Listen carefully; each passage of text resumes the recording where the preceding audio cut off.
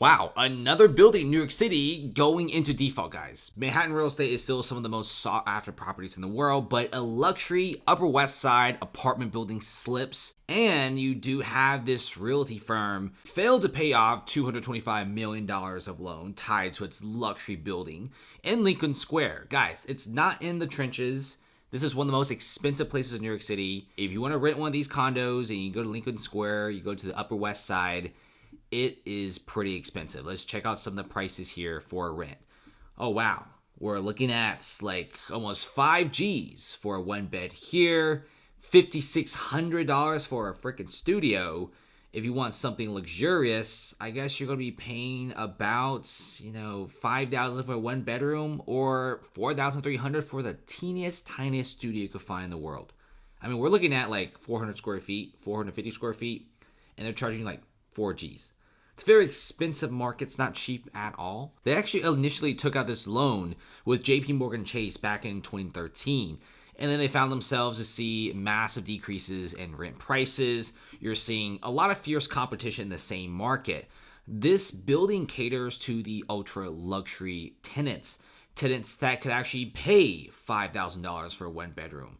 It's 200 West 67th Street. Let's check out this building on Google Maps, guys. Because frankly, an all-glass skyscraper in the Upper West Side is considered very, very good. So if you drop the little dude down and you look up, yes, this is actually a pretty phenomenal building here. It actually looks absolutely beautiful. It's also right next to this building. And that building right there, I forgot what the name is, but it's actually selling very expensive condos with park views if you buy it in the upper floors. But if you go on Zillow and you look around, several of these buildings are actually facing huge amounts of rent drops. And this isn't going to be our first case of a Manhattan skyscraper defaulting. We already have several ones before doing the same thing. Manhattan's year-over-year median rent drops for the first time in 27 months. Landlords no longer have the upper hand, and this is by the Douglas Elliman guy. This guy is an expert in New York City real estate. And not only that, but you also have Manhattan facing a huge office crisis, which is causing many developers to just simply buy offices and convert them into apartments. New York City leads the U.S. in plans for office to apartment conversions. I mean, New York City is weird, guys. They'll convert anything they get their hands on. They'll convert a clock tower to a penthouse if they can make a buck.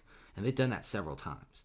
And a lot of these buildings are just not really getting that many people renting. In fact, many landlords actually have to offer insane amounts of incentives just to get people in their buildings. And some of these units are truly luxurious, but extremely pricey. And not to mention, the feds are going to be super slow in cutting their rates. In fact, many times a lot of these buildings go default. It's because the rates are so incredibly high. Expenses are so expensive. They can't take the heat anymore. The Federal Reserve will start cutting interest rates around mid-2024, but the cuts will be slow and gradual. Bond and mortgage rates will be moving earlier in anticipation, but at the same time, it'll go down a little bit, but it'll still be crazy expensive. And when you have the U.S. going for office to apartment conversions and New York City is the one leading it, well, there's going to be a lot of apartments flooding the Manhattan market, especially when rents have already dropped about 2.3%. May not seem a lot, but this is a humongous number for luxury apartments like these, whose profit margins are not really that high after you pay off the workers, the employees, the property tax, the mortgage, the insurance, all that different stuff. You do not make that much money. Slight decreases in rent drops are huge. Not to mention, if the feds cut rates just slightly slower, a lot of these buildings simply go default. So this is what's happening here. We're not talking about a bad building. This is the high-end building near one of the most expensive penthouses in New York City is now struggling to just simply keep its doors open.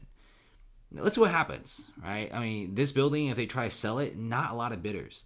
In fact, a lot of people who have that much money have all their money in CDs, because why would you spend hundreds of millions of dollars buying these rental properties when you just put them in like a CD or treasury bond to get an easy 45%? I'd rather get that 4 to 5. It's simple, it's easy, it's risk-free. Why would I risk it for something that wouldn't even make me that much money? In fact, it'll probably lose me a bunch of money. That's about it, guys. Thanks for watching, guys.